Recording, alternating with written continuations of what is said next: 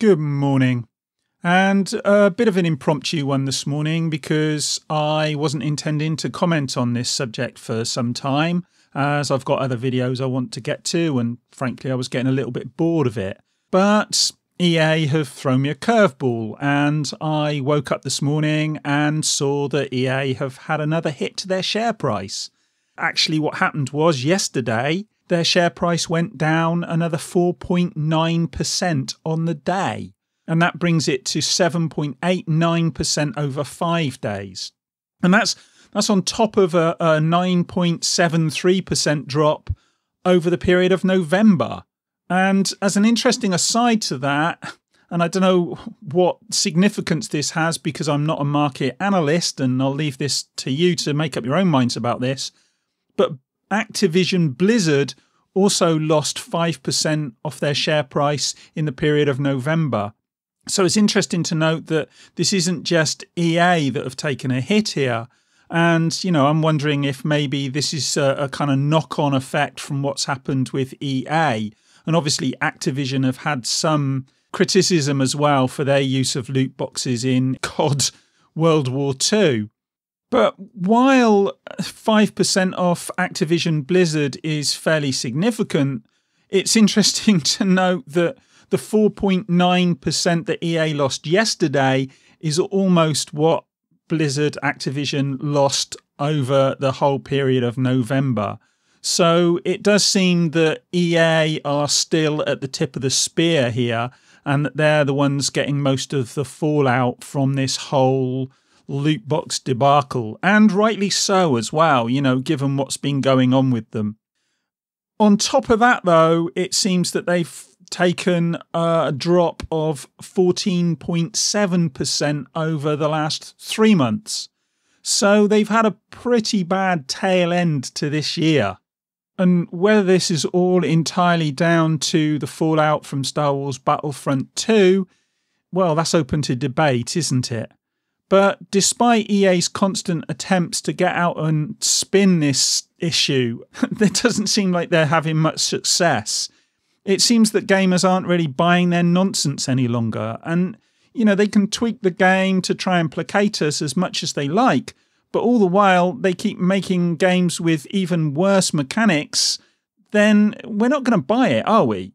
We've had Need for Speed, and now we've got the upcoming UFC 3, which by all accounts looks worse than Star Wars Battlefront 2. So they're saying one thing on the one hand and then doing something else on the other.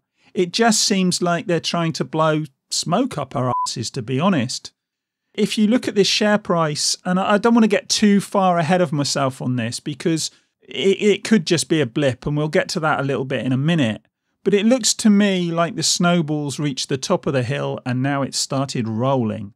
We've got gamers up in arms, regulatory bodies are starting to take notice, and even governments are waking up from their slumber.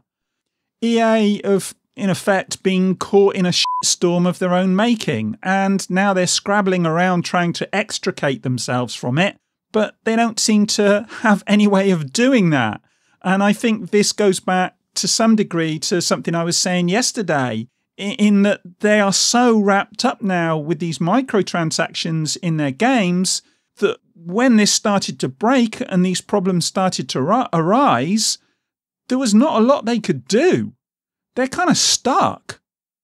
And as I also said in my video yesterday, I don't think they have any intention at all of stepping back from these microtransactions. One, because I don't think they've got the intention of doing so, but also because, as I just said, I'm not sure they can.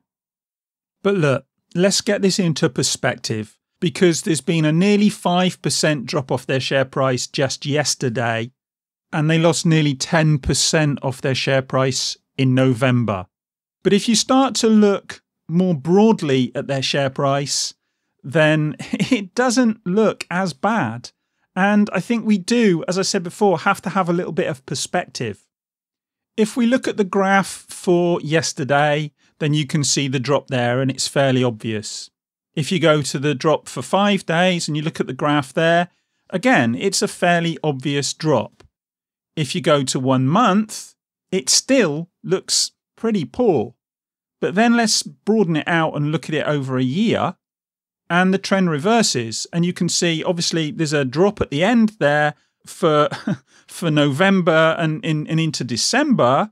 But from January this year, it's an upward trend overall. And this could be seen just as a blip. If we take it further out and look over 5 years, then it looks better still. And the growth has been constant and steady. And you can see there's various blips we've had over time. And as I say, these blips don't account for a whole heap of beans when you look at it over the broader period, over the longer term.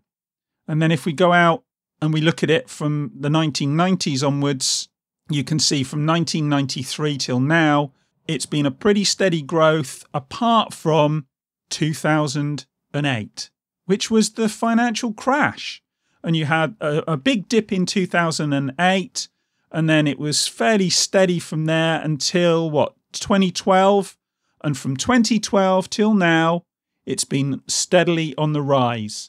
And even with the massive drop we've had over November, and then the 5% drop we've had yesterday, it still doesn't knock anything significant off the share price. EA's share price is in a much healthier position now than it was back in 2013. You can't get away from that. And then if you move on and you listen to what some of the industry insiders are saying, you realise that EA is still very viable even now. What this says to me is that while we've had an effect, and while EA have obviously taken a bloody nose from this, nothing much has changed. Their share price is on an upward trend. We've seen it take hits before, and this is how the market is. If everybody forgets about this, next month, next year, everything will go back to normal and EA's stock will start to rise again. So we don't want to be complacent about this and start putting out the bunting yet. Because the fact of the matter is, EA is still intending to put out games like UFC 3 that have exactly the same problems that we saw with Star Wars Battlefront 2.